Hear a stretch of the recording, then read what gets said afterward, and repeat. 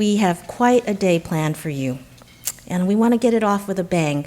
And it is my deep honor to introduce to you today one of my heroes. You know, I think I first met Van Jones when I was at Link TV, and we interviewed him. And I like to think of Van as kind of a native son, even though he's from Tennessee. You know, he was working at that point in Oakland. He was running something called the Ella Baker Center for Human Rights. And even back then, 12 years ago, Van was just a superstar. He was someone you knew was going to change this world. And he's gone on to found so many organizations: The Color of Change, Green for All, Rebuild the Dream, and now Dream Corps, with their signature project, Yes We Code.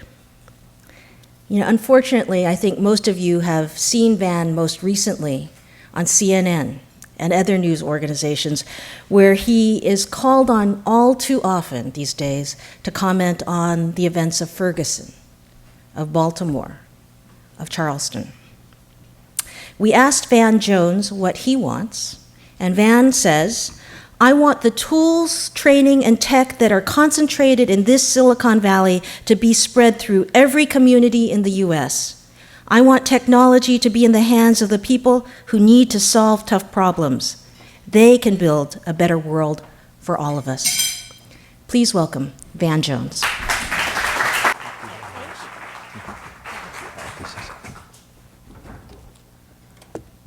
Good morning. I just got back from Charleston and will be returning, and I just want to say a few words about that before I talk about our own work here in the Bay Area. I don't know if you guys heard yesterday, the president announced that he's going to Charleston on Friday, and he will go into the church where those 9 people were murdered and speak as the first black president in a southern state, going to the site of racist terror. And I just think it takes a lot of courage. I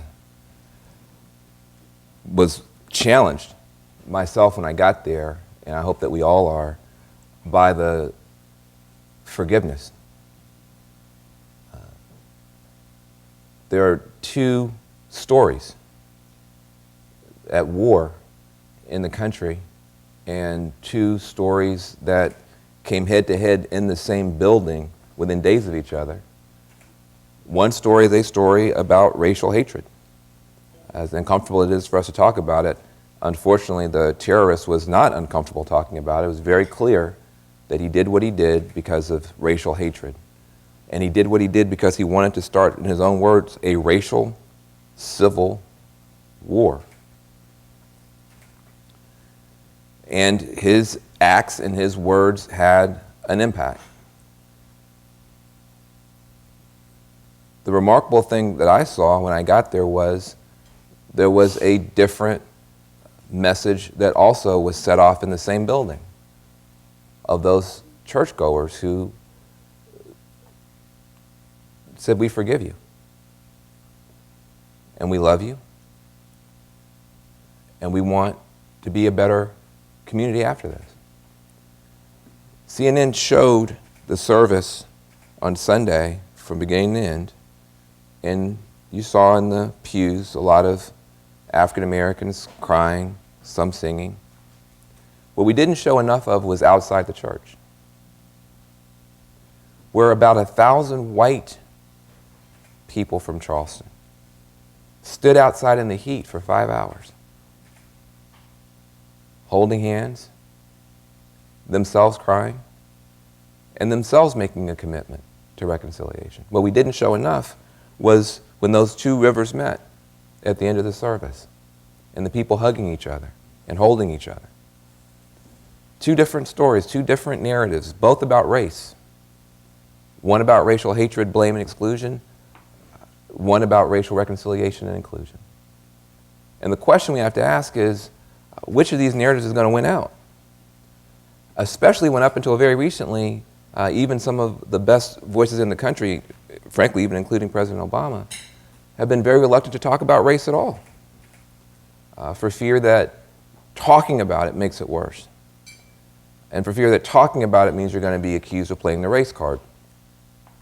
I think what we've learned is that it's hard to confront and defeat demons that you can't face. I'm a 9th generation American. 9th generation. I'm the first person in my family that was born with all my rights. I was born in 1968, the year they killed Dr. King, the year they killed Bobby Kennedy. My cousin Kenya was born in 65 before they signed the bill. The founding of America didn't happen in 1 year. It took 400 years to create a democracy here. And that struggle got wrapped up, pretty much a year or two before I was born. So we're a very new democracy. People say, why do you guys keep talking about race? Well, 9 generations. My mother was born in segregation. My father was born in segregation. My parents were married under segregation. This is not 1,000 years ago. And so here we are. You mentioned the digital age. In the agricultural age, African Americans and other people of color were on the very, very bottom. Property, picking cotton, like a horse or a mule. In the industrial age, African Americans and other people of color also were at the bottom. The last to be included in the Industrial Revolution, and the first to be abandoned when those jobs went overseas. Now we have the digital age, and the question we have to ask is, how are we going to create one that actually includes everybody? And to your point, it's in our hands. There's no Ku Klux Klan here in Silicon Valley. Aryan Nation's not marching around here. There's no Bull Connor. There's no fire hoses. There's no dogs. There's nothing to prevent us from building an inclusive, digital, green, clean energy future that has everyone participating. But so far, we don't seem on track for that. The great thing is that this year, I think we're beginning to reverse course. If you look at your own lives, you think about when did you actually start making dramatic change for good? I have a hint, if you think about it. It was not after your best day.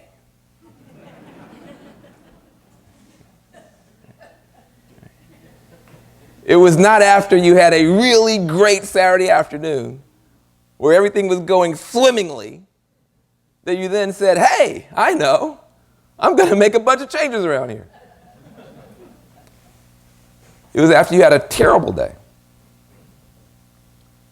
It was after you had a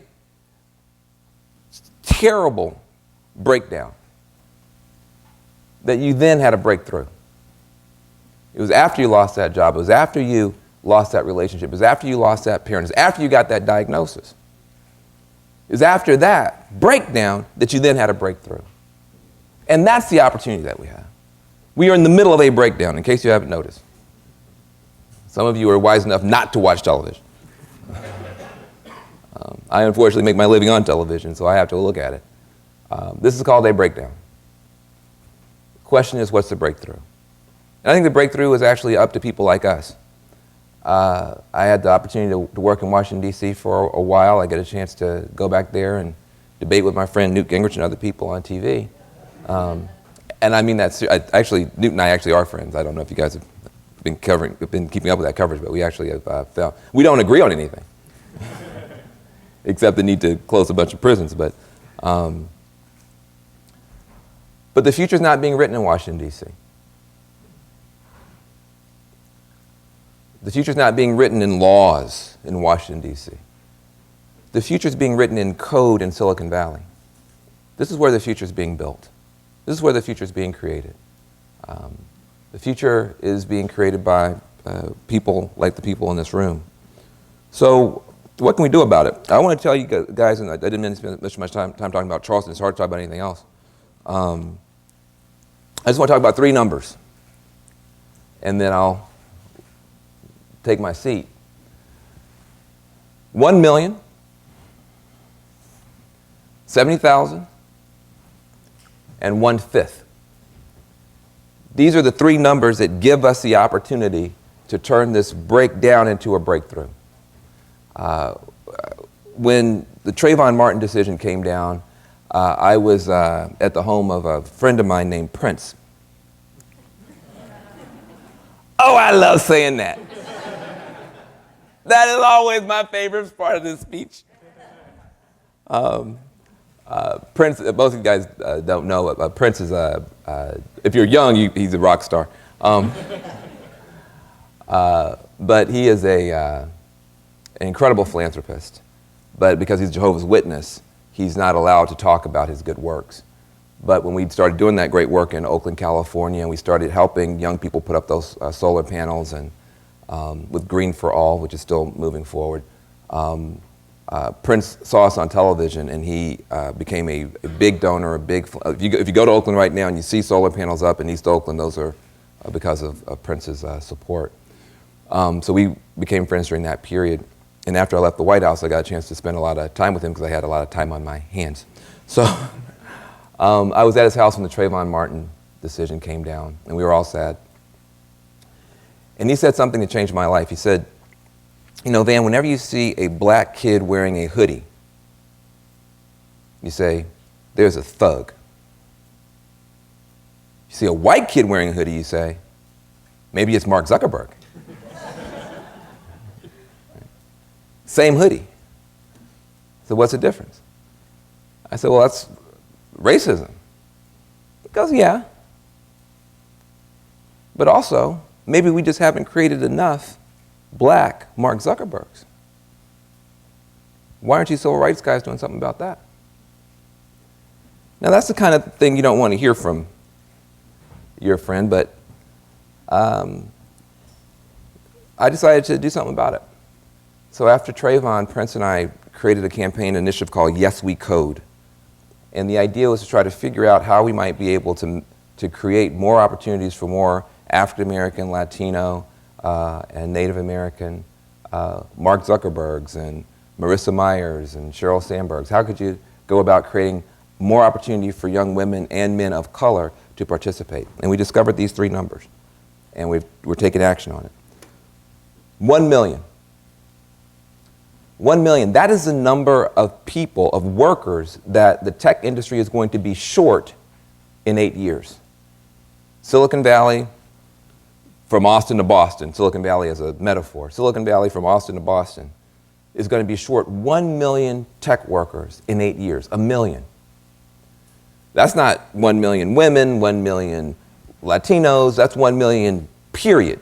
There's not enough white guys, Smurfs, Muppets, there's just not enough entities that can do basic coding to keep up with this industry.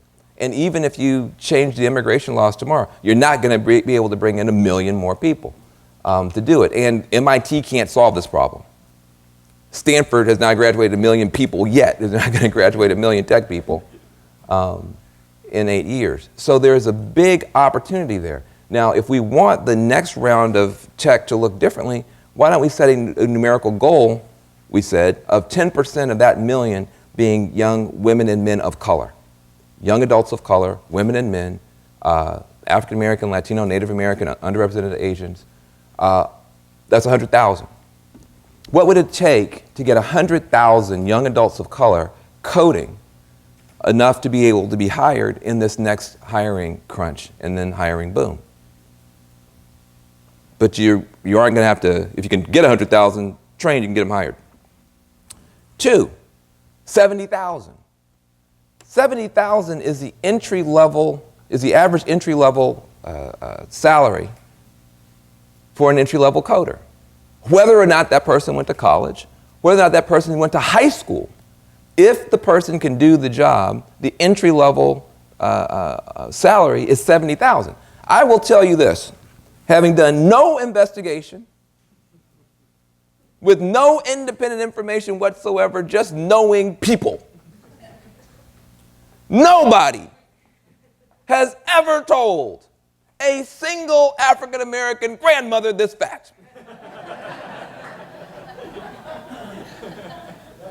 Because if an African American grandmother ever got this memo, there would be some coding going on in the hood.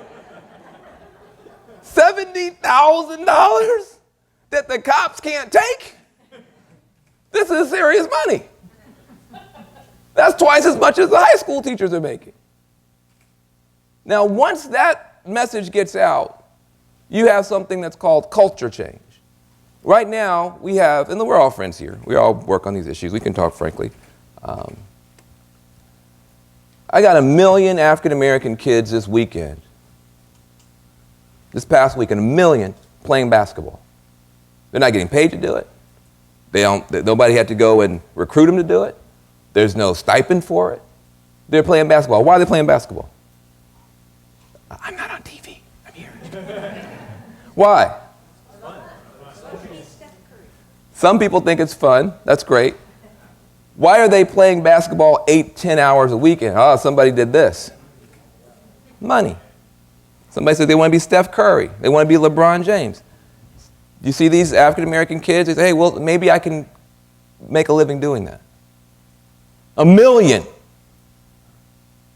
Nobody has told these young people the NBA hires 15 kids a year. 15. There's only 450 guys in the NBA, period. So if we're not careful, we're going to wind up in a situation where we have 1 million black kids trying out for 15 jobs in the NBA and 15 little black Urkels trying out for 1 million jobs in Silicon Valley. Now look, I'm all for hands up, don't shoot, but that's not Officer Darren Wilson's fault. That's not the Klan's fault. That's our fault.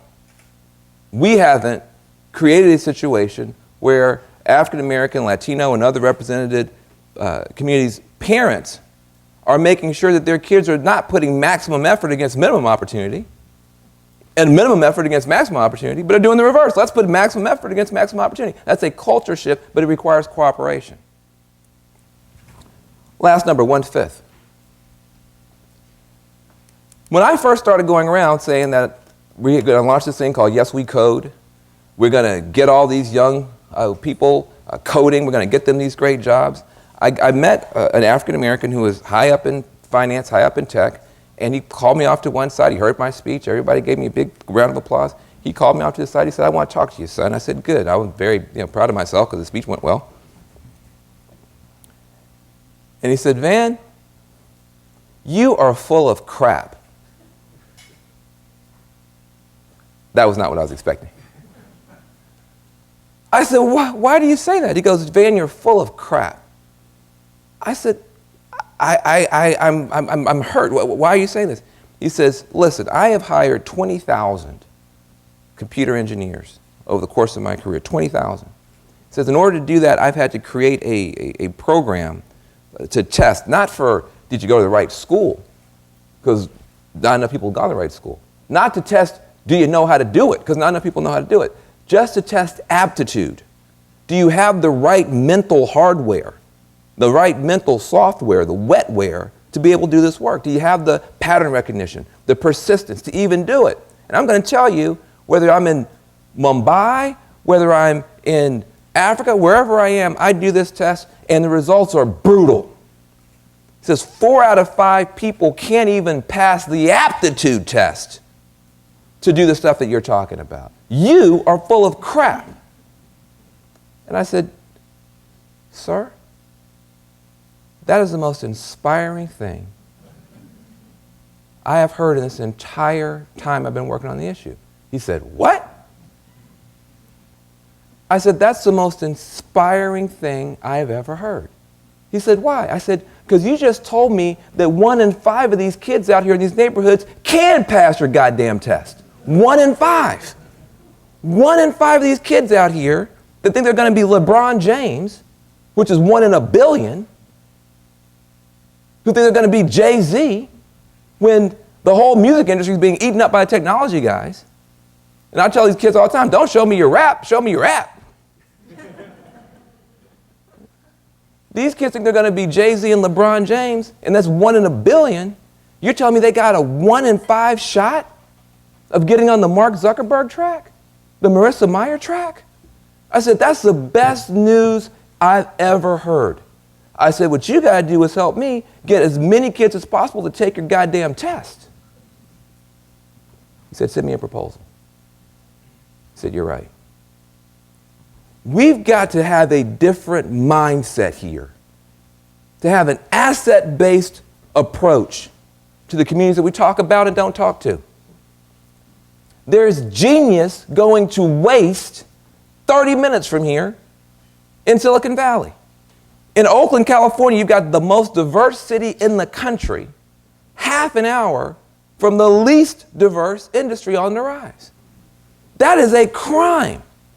You've got genius sitting behind public school desks in East Oakland. Filipino kids, Samoan kids, Vietnamese kids, black kids, Guatemalan kids, Mexican kids. Genius. I'm not guessing. Yes We Code just secured a grant from Atlantic Philanthropies, one of the last grants that they're going to give out. $3 million over 3 years, a matching grant.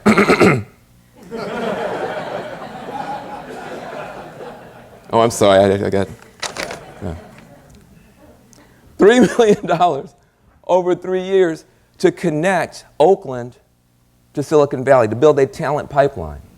And the first thing that we did in Oakland was to do a hackathon to engage young people, 18 to 25 is our demographic, to engage them. And the ideas that they came up with would blow your mind. Would literally blow your mind. We brought in engineers from Google and Facebook and all these people, and they sat down with these kids, and I'm going to be very honest with you. There's no point in us lying to each other. And I'm not proud of this. When we first walked in there, in Oakland with all these black kids, my first thought was, I hope it's not a fight.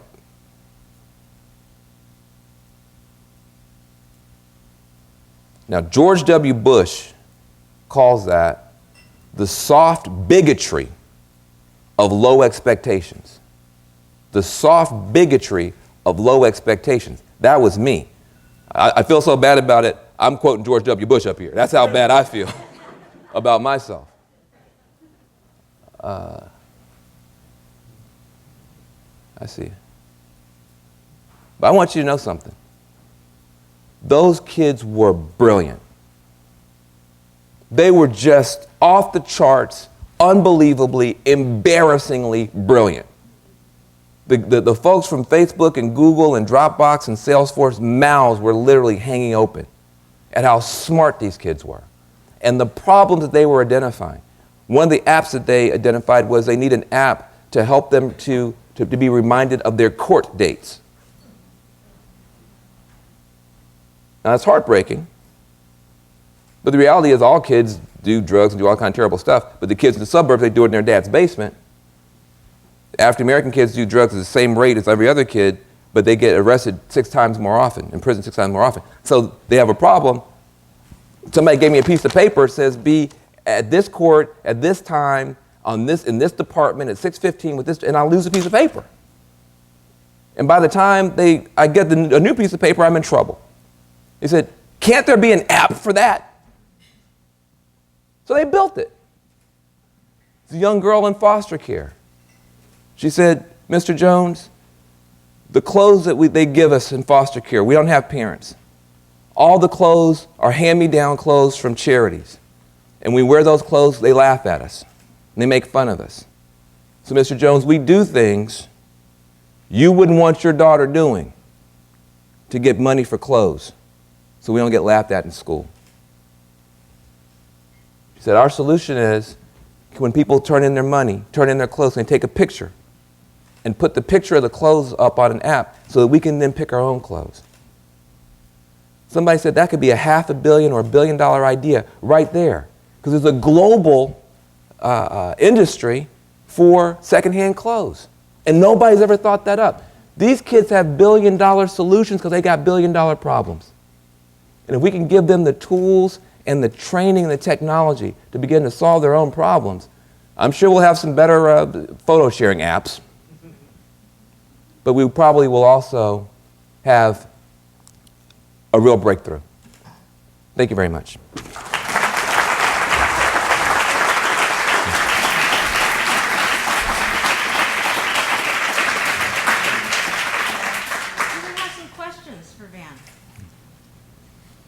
How many kids are in the program now, and what's your goal for 2016, and what budget would that take? Gotcha. So Yes We Code has now a partnership with the 5 top boot camps that are teaching people. You can take people if they are mathematically literate. In other words, they know a little bit of algebra, which is not everybody, but it's a lot of people. If they're job ready, you can take people within 3 to 6 months and train them to get those 70K jobs. The problem is those boot camps right now are mainly, their demographic, usually average 24-year-old white male, but they have the training methodology. So we've got the top 5 boot camps working with us, and we're now identifying top candidates to pull them through. This year we're going to do 300, and we have 12 technology employers that are willing to receive the graduates through that process as apprentices. Now this is very, very important, because one of the things we have to break down is the way that people recruit in technology firms is so much word of mouth, cultural fit. Whenever they say, well, we got to make sure we got cultural fit, I start feeling like I don't fit. And maybe my kids won't fit. So there's so much of that that's been built up that when you say, listen, we're going to bring you somebody who's a candidate. Do they go to MIT? No. Stanford? No. Do they drop out of Stanford? No. Darn. Well, but they're coming from Developers Boot Camp. They're coming from App Academy. They're coming from Flatiron. How about this? Take them on for 3 months for free as an apprentice. We're working with the Department of Labor to get money to help you do that. Would you be willing to give somebody a 3-month chance for free if we train them and give you the apprenticeship dollars out of the Department of Labor? So we got 12 technology companies willing to say that. So the goal is this year to do 300 as a test. The total price tag for this whole 3-year project is going to be about $6 million.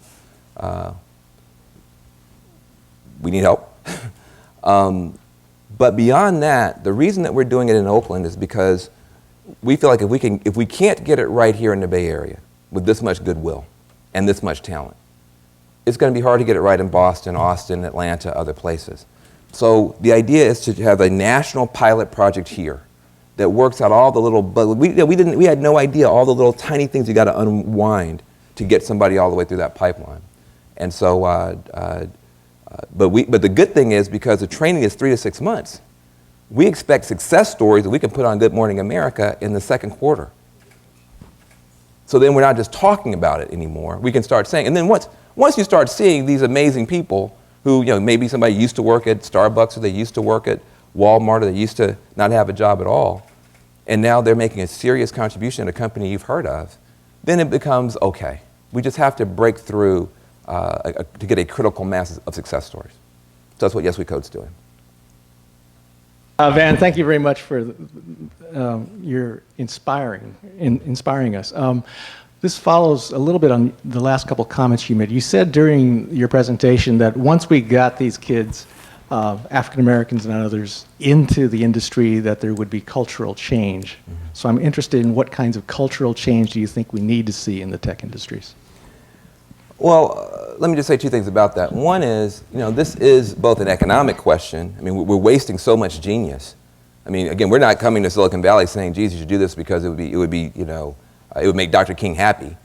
It certainly would make Dr. King happy, but also it might make you an extra couple of $1 billion, because, it's hard to solve problems you don't know about. Technology makes money when it solves problems for people they can't solve for themselves.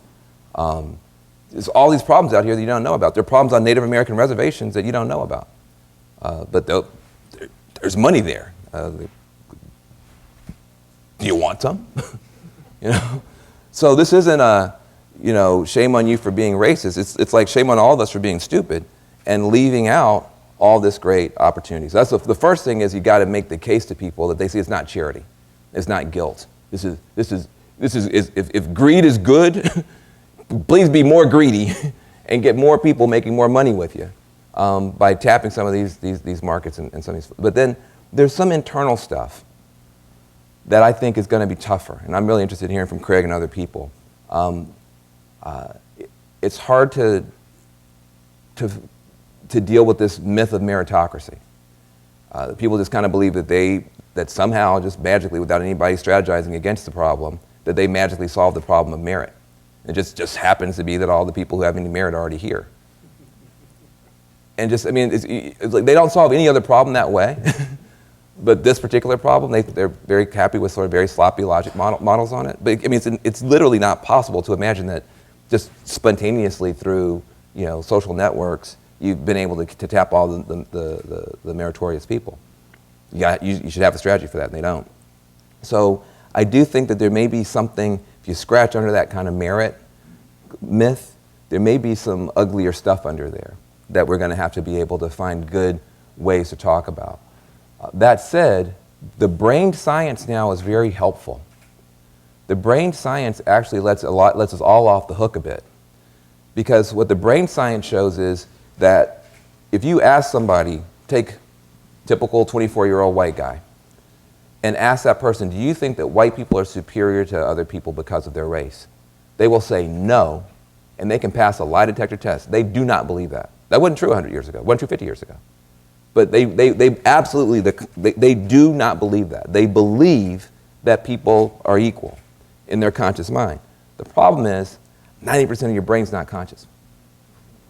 And the thing is, you take that same white guy and you put stuff on his head and you show him a picture of an African-American guy, you get a fear response that he wasn't even aware of. Well, what does that mean? That means the liberals need to be a lot more humble, because it turns out Dr. King has won over the front part of most people's brains. That's a huge achievement. And you actually have to acknowledge that on the front end, that consciously people either don't want to be or think they aren't, and that's a huge achievement. But the conservatives also have to be, the racial conservatives now have to be more humble, because we all have good intentions, but I ate about 5 Danishes out here too. So, you know, we're glitchy machines here. And so if we can just kind of get a little bit more comfortable with what the brain science is showing and begin to strategize against that, maybe we can get to a better place. I hope so. I hope it's easier than it was for my parents' generation.